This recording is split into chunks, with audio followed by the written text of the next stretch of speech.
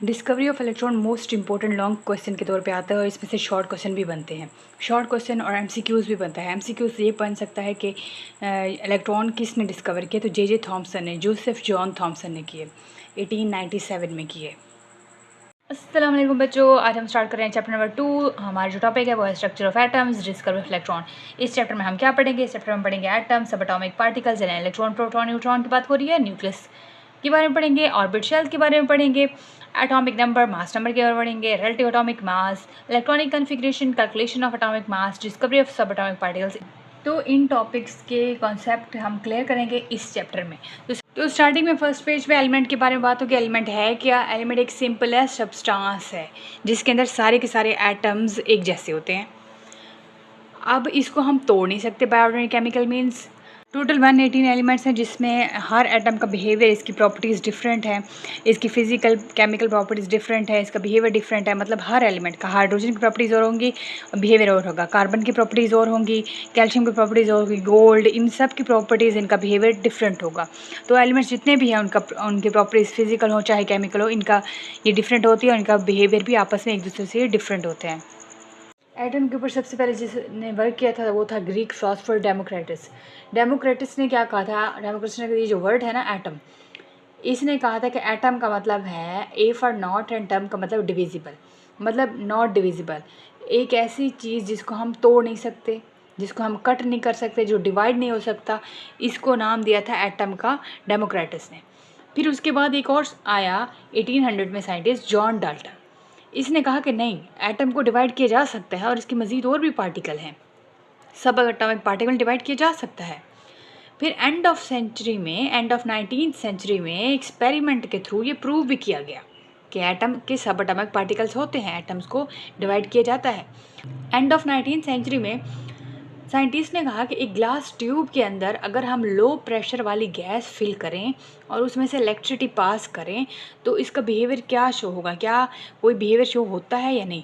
तो सब atomic particles, फिर वहाँ से हमें पता चले कि एटम है, इसके सेंटर में न्यूक्लियस है, न्यूक्लियस के अंदर प्रोटॉन भी है पॉजिटिव चार्ज वाला, न्यूट्रॉन भी है जिसके ऊपर कोई चार्ज नहीं है, और कुछ सर्कल में, कुछ अराउंड न्यूक्लियस के अराउंड पार्टिकल भी इर्द गिर्द मूव कर रहे होते हैं, उनको हम इलेक्ट्रॉन कहते हैं। ऑर्बिट में होते हैं पार्टिकल जिनको हम इलेक्ट्रॉन कहते हैं, जिनके ऊपर नेगेटिव चार्ज है, और न्यूक्लियस में दो पार्टिकल्स हैं, प्लस वाले प्रोटॉन और न्यूट्रॉन, जिसके ऊपर कोई चार्ज नहीं होता।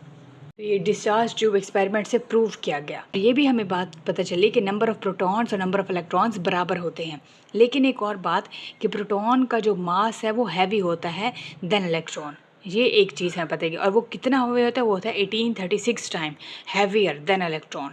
नंबर दोनों बराबर हैं, नंबर ऑफ़ प्रोटॉन्स मतलब 4 प्रोटॉन है तो 4 इलेक्ट्रॉन होंगे किसी एटम में, मतलब इनके नंबर तो बराबर हैं, लेकिन प्रोटॉन का मास वो 1836 टाइम हैवियर है than electron. Discovery of electron most important long question के तौर पे आता है और इसमें से शॉर्ट क्वेश्चन भी बनते हैं। शॉर्ट क्वेश्चन और एमसीक्यूज़ भी बनता है। एमसीक्यूज़ ये बन सकता है कि इलेक्ट्रॉन किसने डिस्कवर किया, तो जे थॉमसन ने, जोसेफ जॉन थॉमसन ने किए, 1897 में किए। डिस्कवरी ऑफ इलेक्ट्रॉन वाला क्वेश्चन लॉन्ग क्वेश्चन के लिहाज से मोस्ट इंपॉर्टेंट है। और इलेक्ट्रॉन की डिस्कवरी किस किस ने की थी? डिस्कवरी सिर्फ एक साइंटिस्ट था, जोसेफ जॉन थॉमसन, इसने की थी, जिसको हम जे थॉमसन भी बोलते हैं, 1897 में। ये एमसीक्यूज़ आ सकता है, शॉर्ट क्वेश्चन आ सकता है। इसने सब एटॉमिक पार्टिकल का बिहेवियर देखा था। तो इसने एक डिस्चार्ज ट्यूब ली थी जो कि ग्लास की बनी हुई थी, शीशे की बनी हुई थी। अब इसने उस ट्यूब को कनेक्ट किया था बैटरी से और इसके अंदर 2 इलेक्ट्रोड लगवा दिए थे। अब इसने इसमें से करंट पास कराया था और इसके अंदर गैस भरी थी, जिसने यहाँ साइड पे वैक्यूम लगा हुआ है ताकि वो एवोकेट हो सके, वो गैस निकल सके। अगर गैस ज़्यादा प्रेशर वाली हो तो वो एक्सपेरिमेंट नहीं हो पाएगा, इस वजह से इसने गैस वो निकाल दी और लो प्रेशर पे ये एक्सपेरिमेंट किया। तो जब इसने करंट अप्लाई किया तो यहाँ से कुछ रेज जनरेट हुई, रेडिएशन जनरेट हुई, जो कि कैथोड वाले रीजन से थी। इस वजह से उनको नाम, क्योंकि रेज जनरेट हुई थी, कुछ रेज सीधी जा रही थी और कुछ इस साइड पे पॉजिटिव थी और कुछ नेगेटिव थी, कुछ इस साइड पे जा रही थी, कुछ नीचे, और कुछ बिल्कुल स्ट्रेट जा रही थी। अच्छा, अब जो रेज़ कैथोड रीजन से निकल रही थी, कैथोड से निकल रही थी, तो उनको इसने नाम दिया था कैथोड रेज़, जिनके ऊपर नेगेटिव चार्ज था। अगर वहाँ पे, अब इसने नेगेटिव चार्ज का क्यों कहा? क्योंकि वो कैथोड रेज़ वाली रीजन थी। एक ये बात थी कि वो कैथोड वाले टर्मिनल से निकल रही थी, इस वजह से उसने कैथोड रेज़ का नाम दिया जिनके ऊपर नेगेटिव चार्ज था, क्योंकि कैथोड के ऊपर नेगेटिव चार्ज होता है। रिडक्शन होती है। अच्छा, ये रेज़ नेगेटिवली चार्ज थी क्योंकि नेगेटिव टर्मिनल से जनरेट हुई थी। एक ये रीज़न थी और दूसरी ये रीज़न भी थी कि अगर वहाँ पे कोई सेम चार्ज, अगर वहाँ पर कोई अपोज़िट चार्ज होता तो वो अट्रैक्शन हो जाती, लेकिन वहाँ सेम चार्ज थे तो कुछ रिपल्शन हुई और कुछ अट्रैक्शन हुई। तो ये रेज़ कैथोड वाली रीजन से निकल रही थी, तो इसने इसको नाम दिया कैथोड रेज़, जो रेडिएशन निकल रही थी कैथोड रेज़ से, और कैथोड रेज़ से निकल के वो एनोड की तरफ जा रही थी। तो इसने कहा कि इसके ऊपर नेगेटिव चार्ज है क्योंकि एनोड वाला जो रीजन है वो तो पॉजिटिव चार्ज है, वो तो वहाँ सीधा जा रही थी। अगर वहाँ पे कोई सेम चार्ज होता तो वो वापस आती, तो कुछ स्ट्रेट जा रही थी और कुछ साइड पे जा रही थी।